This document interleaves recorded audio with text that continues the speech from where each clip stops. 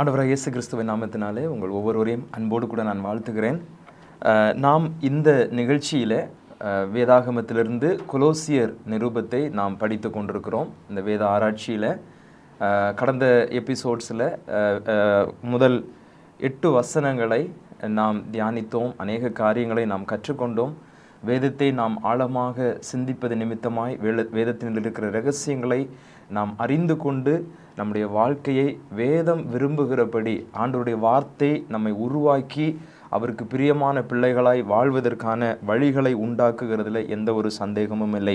இந்த நிகழ்ச்சியில் இந்த எபிசோடில் நாம் கொலோசியர் எழுதின நிருபத்திலிருந்து 3 வசனங்களை நாம் தியானிக்க போகிறோம். முதலாவது அதிகாரத்திலிருந்து 3 வசனங்களை நாம் தியானிக்க போகிறோம்.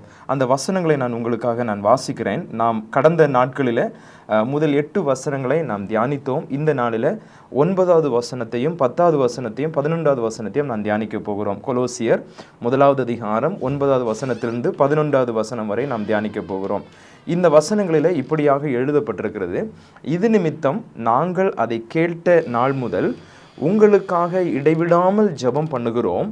நீங்கள் எல்லா ஞானத்தோடும் ஆவிக்குரிய விவேகத்தோடும் அவருடைய சித்தத்தை அறிகிற அறிவினாலே நிரப்பப்படவும் சகலவித நற்கிரியைகளுமாகிய கனிகளை தந்து தேவனை அறிகிற அறிவில் விருத்தியடைந்து கர்த்தருக்கு பிரியம் உண்டாக அவருக்கு பாத்திரமாய் நடந்து கொள்ளுங்கள்.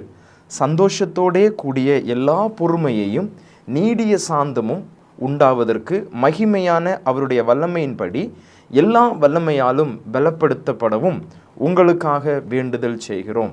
இந்த 3 வசனங்களில் நாம் முதலாவது பார்க்கிற ஒரு காரியம் என்ன என்று சொன்னால், பவுலுடைய ஜெபம். நம்ம அந்த ஆராய்ச்சிகளில் நாம் கற்றுக்கொண்டோம். பவுல் அந்த மக்களை குறித்து கேள்விப்படும் பொழுது, நான் அடிக்கடி சொல்வது போல, சிறைச்சாலையில் இருக்கிற பவுல் எப்பாப்ரா மூலமாக கொலோசு சபையில் இருக்கிற விசுவாசிகளுடைய ஆவிக்குரிய தன்மைகளை, அவருடைய ஆவிக்குரிய வளர்ச்சியை கேள்விப்பட்டு மிகுந்த மனமகிழ்ச்சி அடைந்து கர்த்தரை ஸ்தோத்திரித்து அவர் துதிக்கிறதை நாம் தியானித்தோம். அவர்களுக்காக ஆண்டவருக்கு நன்றி சொல்லுகிறார். அது மாத்திரமல்லாமல் இந்த வசனங்களில் அவர் இடைவிடாமல் ஜெபம் பண்ணுகிறார் என்று சொல்லி எழுதப்பட்டிருக்கிறது. இடைவிடாமல், நான் ஸ்டாப் பிரேயர். ஸோ அவர்களுக்காக எதற்காக ஜெபிக்கிறார் என்று இந்த வசனங்களில் எழுதப்பட்டிருக்கிறது. இந்த 9வது வசனத்தில் 3 காரியங்களுக்காக அவர் ஜெபிக்கிறார். ஆவிக்குரிய ஆசீர்வாதங்களுக்காக, the spiritual benefits. He was praying for the spiritual benefits of the people. அந்த சபை மக்களுடைய ஆவிக்குரிய ஆசீர்வாதங்களுக்காக அவர் ஜெபிக்கிறார். 3 காரியங்களுக்காக பவுல் ஜெபிக்கிறதை இந்த வசனத்தில் நாம் பார்க்க முடியும். முதலாவது, அவர்கள் எல்லா ஞானத்தை பெற்றுக்கொள்ளவும் அவர் ஜெபிக்கிறார். எல்லா ஞானத்தை பெற்றுக்கொள்ளவும். 2வது காரியம், ஆவிக்குரிய விவேகத்தை உடையவர்களாய் அவர்கள் மாறுவதற்காக அவர் ஜெபிக்கிறார். முதலாவது நான் சொன்னேன், எல்லா ஞானத்தையும் அவர்கள் பெற்றுக்கொள்ளத்தக்கதான ஒரு ஜெபத்தை பவுல் அவர்களுக்காக ஏறெடுக்கிறார்.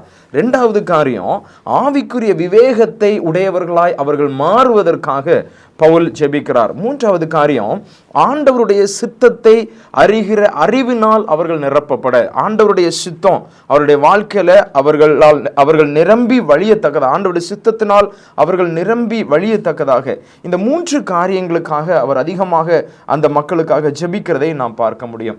To be filled by the holy spirit, ஆவி ஆனவரால் நிரப்பப்படுகிற அந்த உன்னதமான அனுபவம். ஆவியானவரால் நிரப்பப்படும் பொழுதுதான் நம்ம ஆண்டவருடைய அந்த ஞானம் நமக்குள்ள விளங்கும். ஆவிக்குரிய விவேகத்தை நாம் பெற்றுக்கொள்ள முடியும். அவருடைய சித்தத்தை நம்மால் அறிய முடியும். இந்த காரியங்களை நம்முடைய வாழ்க்கையில் நாம் பெற்றுக்கொள்ளும் பொழுது என்ன நடக்கும்? There are 2 things we can understand. One is my view upon things, என் சூழ்நிலைகளுக்கு மேலே நான் பார்க்கிற பார்வை. 2வது God's view, ஆண்டவருடைய பார்வை. 2 காரியங்களை நாம் இதில் அறிந்து கொள்ள முடியும். ஒன்று, என்னுடைய சிந்தனைகள் அல்லது என்னுடைய பார்வை, என்னுடைய கான்செப்ட்ஸ். 2வது ஆண்டவருடைய பார்வை, ஆண்டவருடைய சிந்தனை. இதற்கு நாம் நல்ல புரிந்து கொள்ளும்படியாக ஒரு உதாரணத்தை நாம் எப்படி பார்ப்போம் என்றால், ஆகாய விமானத்தில் பிரயாணம் பண்ணுகிறவர்கள், அதாவது ஃப்ளைட்டில் ட்ராவல் பண்ணுறவங்க, கீழே நிற்கும் போது இங்கே உள்ள ஸ்ட்ரக்சர், இங்கே உள்ள பில்டிங் எல்லாமே பெருசு பெருசாக தெரியும், பெரிய ஸ்ட்ரக்சராக இருக்கும், பெரிய பில்டிங்ஸாக இருக்கும், எல்லாமே பெரிய பெரிதாக தெரியும். அதே சூழ்நிலையில் அந்த ஃப்ளைட்டுக்குள்ளே உட்காந்து நம்ம டேக் ஆஃப் ஆகி நம்ம அப்படியே கொஞ்சம் கொஞ்சமாக மேலே போகும்போது நம்ம பெருசாக பார்த்த அந்த அந்த size it became a small. அது வந்து சின்னதாக மாறிட்டே இருக்கும், கொஞ்சம் கொஞ்சமாக மாறிட்டே இருக்கும். நம்ம மேலே போக போக போக நம்ம என்ன ஸ்ட்ரக்சரை பெருசாக பார்த்தோமோ, எந்த பில்டிங்ஸ் எல்லாம் நம்ம பெருசாக பார்த்தோமோ அதெல்லாம் மிகவும் சிறியதாக இட் பிகேம் எ டாட்ஸ். அது மேலேருந்து நம்ம when we will look from up it looks small and dots. The flight views from down it looks big size, from up it looks small and dots. சின்னதாக தான் தெரியும். எந்த ஒரு சூழ்நிலையும் ஆண்டவருடைய பார்வையில் நாம் பார்க்க பழக வேண்டும். நம்முடைய பார்வையில் பார்க்கும்பொழுது எப்படி நாம் பூமியிலிருந்து இந்த கட்டடங்களை, இந்த ஸ்ட்ரக்சரை நாம் பார்க்கும் பொழுது அது நமக்கு பெரியதாக தோன்றுகிறதோ, அதே போல தான் நாம் நம்முடைய வாழ்க்கையில் ஏதாவது பிரச்சனைகள் வரும் பொழுது, ஏதாவது சூழ்நிலைகள் நமக்கு மோசமாக இருக்கும் பொழுது அது நமக்கு பெரியதாக தோன்றும்.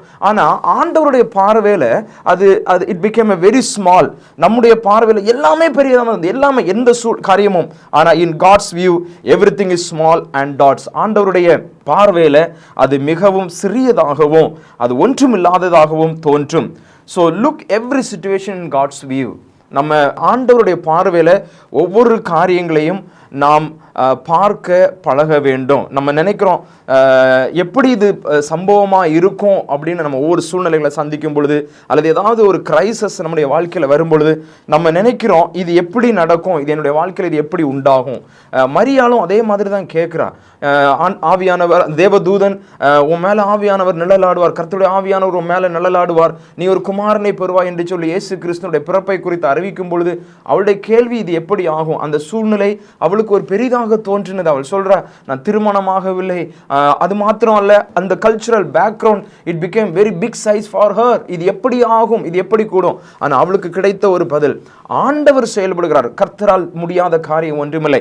அதே மாதிரி தான் சகரியாவும் எலிசபெத்தும், நாங்கள் வயது சென்றவர்களாக இருக்கிறோமே, இது எப்படி ஆகும். அவர்களுக்கு கிடைத்த பதில், தேவனால் கூடாத காரியம் ஒன்றுமில்லை. அதே மாதிரி ஆபிரகாமும் சாராலும் அந்த பிரச்சனை பார்க்க, நாங்கள் 100 வயதாகி விட்டோமே, எங்களுக்கு எப்படி இது நடக்கும், இது எப்படி சம்பவம் ஆகும் என்று சொல்லி. ஆனால் ஆண்டவருடைய பார்வைக்கு nothing is impossible. அவருடைய பார்வைக்கு ஒன்றுமில்லை. இந்த இருதயத்தை, இந்த மனதை நாம் உடையவர்களாய் மாற வேண்டும். This is the God's view. ஆண்டவர் எல்லாவற்றையும் சிறிதாக ஒன்றுமில்லாதவதாய் பார்க்கிறார். எந்த ஒரு சூழ்நிலை அவருடைய பார்வைக்கு ஒன்றுமில்லை. நாம் அந்த ஸ்பிரிச்சுவல் மெச்சூரிட்டி, அந்த ஆவிக்குரிய முதிர்ச்சிக்குள்ள நம்ம வரும் பொழுது நாம் எந்த ஒரு காரியத்தையும் அந்த ஒரு ஸ்மால் சைஸ்ல நம்ம பார்க்க ஆரம்பிப்போம். அதுதான் ஆவிக்குரிய ஞானம். வேத அறிவு நம்முடைய மனதை புதுப்பிக்கிறதாக இருக்க வேண்டும். வெறும் அறிவை புதுப்பிப்பதற்காக நாம் வேதத்தை படிக்க வேண்டாம். ஏதோ எனக்கு வேதத்தினுடைய நல்ல knowledge, I want to study the word of God to attend any quiz program to win and get prize அப்படின்னு இல்லை. நான் வேதத்தை படிக்கிறது ஏதோ ஒரு பரிசை வாங்குவதற்காகவோ, இல்லை ஏதாவது ஒரு போட்டியில கலந்து கொள்வதற்காகவோ, இல்லை யார் கூடயாவது நான் ஆர்கியூ பண்ணுவதற்காகவோ அப்படி நான் வேதத்தை படிக்க வேண்டாம். வேதத்தை எனது எண்ணங்களும், நான் வேதத்தை படிக்கும் பொழுது என்னுடைய எண்ணங்களும் என்னுடைய சிந்தைகளும் புதுப்பிக்கப்பட வேண்டும். எனது மனதும் என் மனதில் உள்ள எண்ணங்களும் வேதத்தினுடைய அடிப்படையில் மாற வேண்டும் என்று சொல்லி இந்த இடத்தில் நாம் கற்றுக்கொள்ள முடியும். அடுத்த காரியம் அவர் சொல்றாரு, ஆவிக்குரிய விவேகம் உடையவர்களாய் நீங்கள் மாற வேண்டும் என்று சொல்லுகிறார். மாம்சத்தில் வாழ்கிற வாழ்க்கையில ஆவியில் நடக்கிற அனுபவத்தை உடைய கிறிஸ்தவர்களாய் வாழ நாம் அழைக்கப்பட்டிருக்கிறோம். பவுல் அடிக்கடி எழுதுகிற வார்த்தை, மாம்ச சிந்தை என்பது மரணம், ஆவியின் சிந்தை என்பது நித்திய ஜீவன் என்று சொல்லுகிறார். நிறைய நேரங்களில் நம்முடைய மாம்சத்திலேயே நம்ம போராடிட்டு இருப்போம், மாம்சத்திலேயே நம்முடைய வாழ்க்கையை நம்ம வாழ பழகி கொண்டிருப்போம். ஆனால் வேதத்தை படிக்க படிக்க இயேசுவை போல நம்ம மாற மாற நம்முடைய சிந்தனைகளில் ஒரு புதுப்பித்தல் உண்டாகும். பவுல் சொல்றாரு, ஒருவன் கிறிஸ்துவுக்குள் இருந்தால் பழையவைகள் எல்லாம் மாறி போன, எல்லாம் ஒழிந்து போயின, எல்லாம் புதிதாயின என்று சொல்லி. நாம் கிறிஸ்துவுக்குள் வரும்பொழுது நம்முடைய பழைய சிந்தனைகள், பழைய எதிர்பார்ப்புகள், பழைய காரியங்கள், பழைய தோற்றங்கள் எல்லாமே everything will get away from us. Everything will be new when we are in Christ. இயேசு கிறிஸ்துவுக்குள்ளான ஒரு வாழ்க்கை நாம் வாழும் பொழுது நம்முடைய வாழ்க்கை புதுப்பிக்கப்படும். அதில் எந்த ஒரு சந்தேகமும் இல்லை. To have a divine power to see things in divine view point. நம்ம ஆவிக்குரிய அனுபவங்கள் உடையவர்களாய் நாம் மாறும் பொழுது எந்த ஒரு சூழ்நிலையையும் நம்ம ஆவிக்குரிய அந்த கண்ணோட்டத்தில் நாம் பழக முடியும். வேதத்தை படித்து ஆழமாக நாம் தியானிக்கும் பொழுது ஆண்டவருடைய சிந்தையை நம்மால் புரிந்து கொள்ள முடியும். To understand God's view or God's plan in my life. நான் ஆண்டவரோடு கூட நெருங்கி இருக்க ஆண்டவரோடு கூட நான் நெருங்க அவர் என்னுடைய வாழ்க்கையில் என்ன விரும்புகிறார், அவர் என்னை எப்படி மாற்ற சித்தமுள்ளவராக இருக்கிறார், அவர் என்னை எப்படி மாற்றுவதற்கு விருப்பப்படுகிறார் என்பதை நான் அறிந்து கொள்ள முடியும். My way of thinking should be the God's way of thinking. நான் யோசிக்கிற காரியம் அது ஆண்டவருடைய சிந்தையாக இருக்க வேண்டும். நான் செயல்படுகிற காரியம் அது ஆண்டவர். இதுதான் பவுல் அந்த மக்களிடத்தில் எதிர்பார்க்கிறார். இன்னைக்கு நம்முடைய கிறிஸ்துவ வாழ்க்கையில் it should be a great expectation. Lord help me to fill with your wisdom. ஆண்டவரே உம்முடைய ஞானத்தையும் ஆண்டவரே ஆவிக்குரிய விவேகத்தையும் உடையவனாக நான் வாழ வேண்டும் என்று சொல்லி நாம் ஜெபிக்க வேண்டும். Not in our knowledge way but in the spiritual way. என்னுடைய சுய அறிவினால நான் செயல்பட, ஏதாவது பிரச்சனைகள் வரும் பொழுது, ஏதாவது தேவைகள் வரும் பொழுது உடனே நம்முடைய மாம்சத்துல தான் நம்ம போராடி அந்த போராட்டத்தில் எதையாவது ஒரு தீர்மானத்தை எடுப்பதற்கு முயற்சி பண்ணுவோம். ஆனா என்ன நடக்கும்? அப்படிப்பட்ட தீர்மானங்கள் எடுக்கும் பொழுது அந்த தீர்மானங்களில் நாம் தோற்று போவோம். அந்த தீர்மானங்கள் நமக்கு வலிகளை உண்டாக்கும். அந்த தீர்மானம் நமக்கு தோல்விகளை உண்டாக்கும். அதனால தான் எந்த ஒரு காரியம் நம்முடைய வாழ்க்கையிலேயோ நம்முடைய குடும்பத்திலேயோ நம்முடைய வேலை பார்க்கிற இடங்களிலேயோ எந்த ஒரு சூழ்நிலையிலையும் காரியங்கள் நமக்கு எதிராக வரும் பொழுது நாம் அதை ஆவிக்குரிய சிந்தையோடு கூட ஆவிக்குரிய கண்ணோட்டத்தில் அந்த காரியங்களை பார்த்து நாம் அதிலிருந்து வெளிவருவதற்கு ஆண்டவர் நமக்கு உதவி செய்வார். we should walk in spiritual way. ஆவிக்குரிய, அதுதான் பவுல் ரோமர்ல எழுதும் பொழுது சொல்லுகிறார், மாம்சத்துல நடக்காதீங்க, ஆவியில நடங்க. the spiritual man always he will walk in the spiritual mind. He will walk in the spiritual understanding. அந்த spiritual understanding தான் இன்னைக்கு நமக்கு தேவை. வேதத்தை படிக்க அந்த ஆவிக்குரிய அந்த ஞானம், அந்த ஆவிக்குரிய விவேகம், the spiritual wisdom to grow in our life. So இந்த 9வது வசனம் என்ன சொல்லுகிறது? இந்த 9வது வசனம் இந்த 10வது வசனத்திற்கு ஒரு அடித்தளமாக காணப்படுகிறது. இந்த 9th verse is the foundation of this 10th verse. 9th verseல அவர் ஜெபிக்கிறாரு, இந்த மக்களை நீர் இப்படியாக நடத்தும் ஆண்டவரே, so that they can live like this அப்படிங்கிறாரு. ஆண்டவரே என்ன சொல்றாரு? 3 காரியத்தை அவர் சொல்லுகிறார் அல்லவா? இவர்கள் எல்லா ஞானத்தையும் பெற்றுக்கொள்ள வேண்டும். ஆண்டவருடைய ஞானத்தை அவர்கள் பெற்றுக்கொள்ள வேண்டும். அவர்கள் ஆண்டவருடைய ஆவிக்குரிய விவேகத்தை அவர்கள் பெற்றுக்கொள்ள வேண்டும். ஆண்டவருடைய சித்தத்தை அறிகிற அறிவில் அவங்க நிரப்பப்படணும் அப்படின்னு அவர் சொல்றாரு. இதுதான் the foundation of the prayer in verse 9. ஆனா அந்த 10வது வசனம் அவர் சொல்றாரு, so that they can live a life. என்ன வாழ்க்கை வாழணுமா? சகலவித நற்கிரியைகளுமாகிய கனிகளை தந்து அவர்கள் விருத்தி அடைய வேண்டும். நற்கிரியைகளாகிய கனிகள். இப்ப நமக்குள்ள அந்த ஆண்டவருடைய ஞானம் இருக்கும் பொழுது நம்ம என்ன செய்வோம்? என்னுடைய வாழ்க்கையில மாற்றங்கள் உண்டாகும். எப்ப நான் ஆவிக்குரிய விவேகம் உடையவனாய் மாறுகிறேனோ, ஆண்டவருடைய சித்தம் என்னுடைய வாழ்க்கை நிரப்பப்படுகிறதோ, the way of thoughts will change, way of my life will change. என்னுடைய வாழ்க்கையினுடைய தரம் மாறிக்கொண்டே இருக்கும். நம்ம அதற்காக நம்ம ஜெபிக்க வேண்டும். ஒரு கிறிஸ்தவ வாழ்க்கை ஏதோ வாழ்றேன் அப்படின்னு இல்லை. நம்ம ஆல்வேஸ் we should think. நம்முடைய பிள்ளைங்க ஸ்கூலுக்கு போறாங்க, ஒவ்வொரு வருஷம் அவங்க அப்கிரேட் ஆகணும்னு சொல்லிட்டு நம்ம விரும்புகிறோம். வேலை பார்க்குற இடத்துல we always think that to get upgrade or to get promote, நம்ம அடுத்த நிலைமைக்கு போகணும் அப்படின்னு சொல்லிட்டு நம்ம நினைக்கிறோம். ஆனா நம்முடைய ஆவிக்குரிய வாழ்க்கையில நம்ம அந்த ஸ்டெப்ஸ் எடுக்கிறோமா? நம்ம இருக்கிற நிலைமையிலேயே நம்ம இருக்கணும்னு நினைக்கிறோமா? இல்ல நான் ஆவிக்குரிய வாழ்க்கையில வளரணும், to get to the next level அப்படின்னு சொல்லிட்டு. ஸோ இந்த ஆண்டவருடைய ஞானம் நமக்குள்ள வரும் பொழுது, அந்த ஆவிக்குரிய விவேகம் நமக்குள்ள வரும் பொழுது, ஆண்டவருடைய சித்தத்தினால நம்ம நிரப்பப்படும் பொழுது என்னுடைய வாழ்க்கை முறை. அதனால தான் பவுல் ஜெபிக்கிறாரு, இவர்கள் எல்லா விதத்திலும் அவருடைய வாழ்க்கையில எல்லா விதத்திலும் எல்லா காரியங்களிலும் அவர்கள் கனிகளை தந்து அவர்கள் விருத்தி அடையக்கூடிய வாழ்க்கை அவர்கள் உண்டாகட்டும் என்று சொல்லி ஜெபிக்கிறார். என்னுடைய குடும்பத்தில் நான் வாழும் முறை, என்னுடைய மனைவியோடு, என்னுடைய பிள்ளைகளோடு, என்னுடைய உறவுகளோடு, நான் ஊழியம் செய்யும் சக ஊழியர்களோடு ஆண்டவருடைய குணாதிசயத்தை வெளிப்படுத்துகிறவனாக காணப்பட வேண்டும். எனக்குள் இருக்கிற கிறிஸ்துவை என்னுடைய வாழ்க்கையிலிருந்து நான் வெளிப்படுத்த நான் கற்றுக்கொள்ள வேண்டும். அதான் கனிகளை. அதனால தான் இயேசு கிறிஸ்து சொல்லுகிறாரு, என்னில் நிலைத்திருங்கள், நான் உங்களில் நிலைத்திருப்பேன், அப்போ நீங்க மிகுந்த கனிகளை கொடுப்பீர்கள். என்னை அல்லாமல் உங்களால் ஒன்றும் செய்ய முடியாது. நாம் வெறும் ஒரு தனிப்பட்ட ஒரு கிறிஸ்தவனாக நான் வாழ்ந்து கொண்டிருந்தேன்னா ஐ cannot bear fruit. நான் வந்து கனிகளை கொடுக்க முடியாது. எனக்குள்ள கிறிஸ்து இருக்கும் பொழுதுதான் தேவன் விரும்புகிற அந்த கனிகளை நான் கொடுக்க முடியும். நான் மிகுந்த கனிகளை கொடுக்கும் பொழுது பிதாவானவர் உன்னில் மகிமைப்படுவார். உன்னுடைய வாழ்க்கையில பிதா மகிமைப்படும் பொழுது நீ என்னுடைய சீஷனாய் இருப்பாய் என்று சொல்லி இயேசு கிறிஸ்து யோவான் 15வது அதிகாரத்தில் எழுதுகிறதையும் நம்ம வாசிக்க முடியும். தேவனுடைய சித்தத்தை அறிகிற அறிவாய் நாம் இருக்க வேண்டும். நாம் வேதத்தில் வாசிக்கிறோம், லூக்கா புஸ்தகத்தில் ஒரு குஷ்டரோகி இயேசுவினிடத்தில் நெருங்கி வருகிறாரு. அவருடைய சரீரத்தில் பயங்கரமான வியாதி. So he was expecting the healing from Jesus. எப்படியாவது நான் இந்த குஷ்டமான இந்த வியாதியிலிருந்து, இந்த கொடுமையான வலியிலிருந்து, இந்த கொடுமையான தனிமையிலிருந்து நான் எப்படியாவது விடுதலை பெற வேண்டும், அவன் சுகம் அடைய வேண்டும் என்பதும் அவனுக்கு விடுதலை அடைய வேண்டும் என்பது அவனுடைய ஆசை, அவனுடைய விருப்பம். ஆனாலும் இயேசுவினிடத்தில் வந்து, ஆண்டவரே நான் சுகமாவது, நாம் சுத்தமாவது உமக்கு சித்தமா என்று சொல்லி கேட்கிறார். யோசித்து பாருங்க, he had a deep desire. அவனுடைய வாழ்க்கையில் ஒரு பயங்கரமான ஆசை இருக்கிறது. அந்த குஷ்டரோகி எப்படியாவது நான் சுகம் அடைய வேண்டும், எப்படியாவது நான் விடுதலை அடைய வேண்டும். that was his deep desire, but he was hiding his desire. அவனுடைய ஆசைகளை அவன் மறைத்து வைத்து விட்டு, ஆண்டவரே உம்முடைய சித்தம். this is what the spiritual wisdom. சில காரியங்கள் நாம் ஜெபிக்கும் பொழுது நமக்கு அது பிடித்தவைகளாக இருக்கும். வாலிப பிள்ளைங்க அதை பார்த்து கொண்டிருக்கிற வாலிப பிள்ளைங்க, வாலிபர்கள், நம்ம சில காரியங்கள் இட் லைக்ஸ் இட், நம்ம விரும்புவோம்.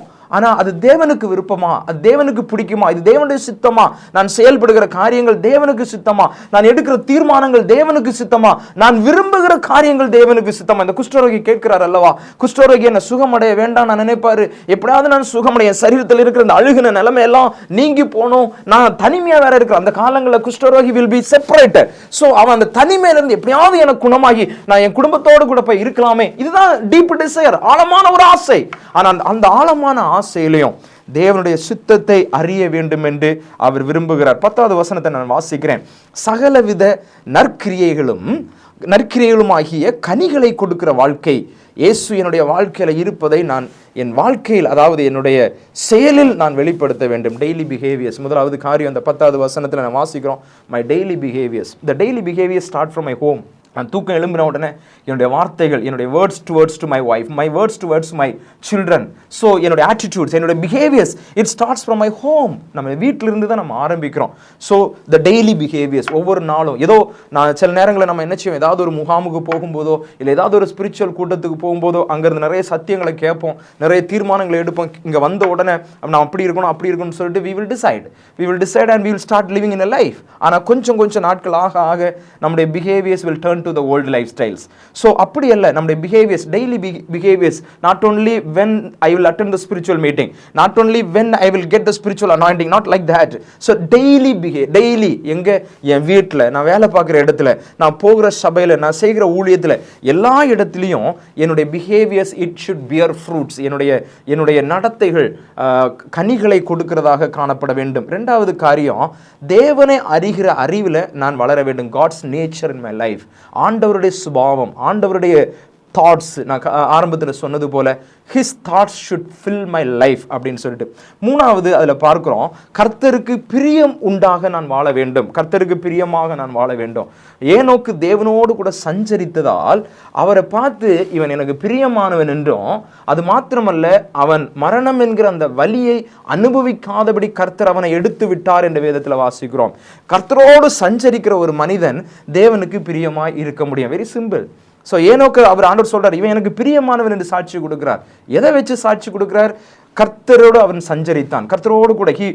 ஆங்கில வேதாகமத்தில் he walked with God அப்படின்னு போட்டிருக்கு. So when we start walk with God in every situations, not only the Sunday church service, not only some spiritual meetings, always in 24/7 I am walking in the light of God, I am walking with God, I am taking the footsteps of Jesus என்கிற கான்செப்டோடு நாம் வாழும் பொழுது, நிச்சயமாக தேவனோடு கூட சஞ்சரிக்கும் பொழுது நமக்கு ஒரு பெரிய ஒரு ஆசீர்வாதம் உண்டாகும். அவருக்கு பிரியமான ஒரு வாழ்க்கை வாழ முடியும். 11வது வசனத்தில் 2 காரியங்களை அவர் எழுதுகிறார். அந்த காரியங்களை சொல்லி நான் முடிக்க விரும்புகிறேன். 11வது வசனத்தில் என்ன எழுதுகிறார்? சந்தோஷத்தோடு கூடிய எல்லா பொறுமை. நிறைய நேரங்களில் நம்ம பொறுமையில் தான் நம்ம சோதிக்கப்படுவோம். அவர் சொல்றாரு, நீங்கள் அமர்ந்திருந்து நானே தேவன் என்பதை அறிந்து கொள்ளுங்கள் என்று ஆண்டவர் சொல்றாரு. பொறுமை. ஆபிரகாமுக்கு 75 வயது ஆகும் பொழுது ஆண்டவர் சொல்றார், நான் உனக்கு குமாரனை கொடுப்பேன் அப்படிங்கிறாரு. ஆனால் 25 வருஷம் அது நடக்கலை.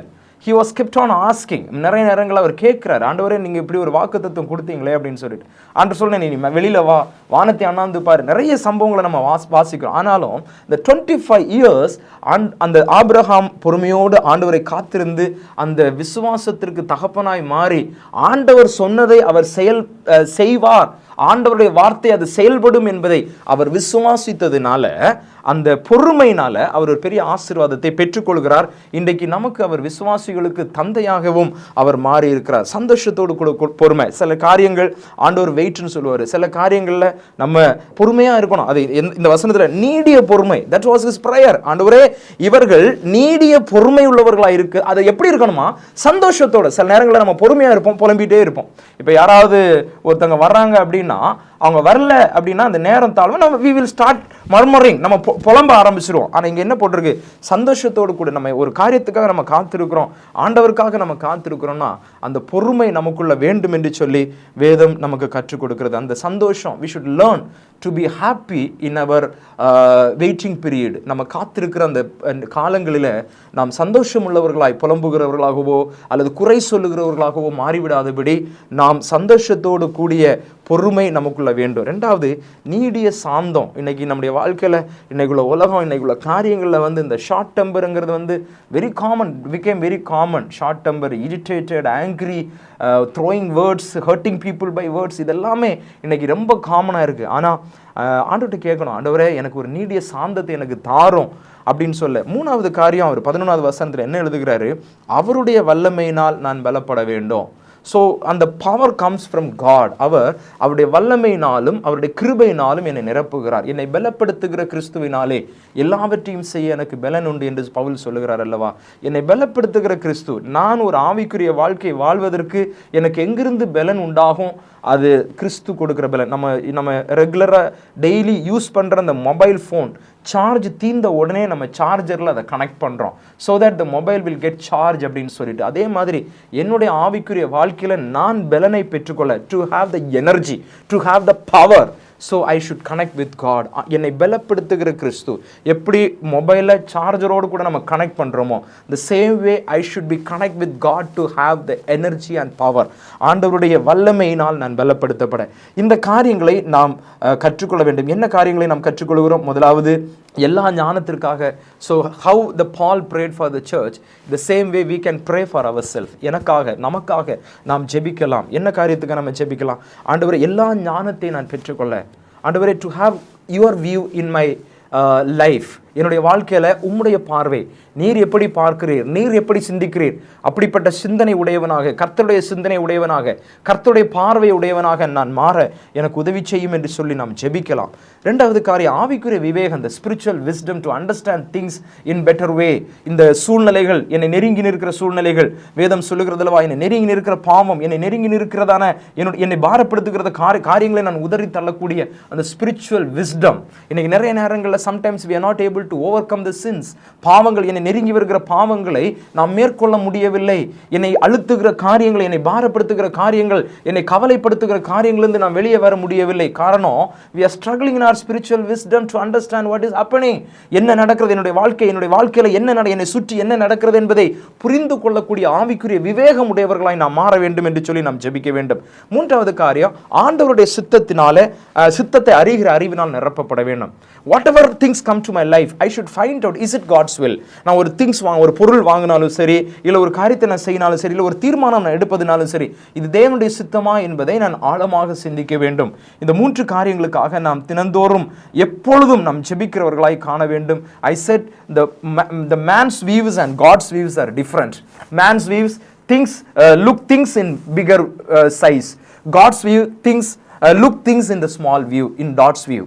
ஸோ மனுஷன் சூழ்நிலைகளை பெரிதாக பார்த்து கொண்டிருப்பான், அதான் மனுஷனுடைய பார்வை. ஆனால் ஆண்டவருடைய பார்வை அப்படி இல்லை. ஆண்டவருடைய பார்வை எவ்ரிதிங் இட் இஸ் ஸ்மால்.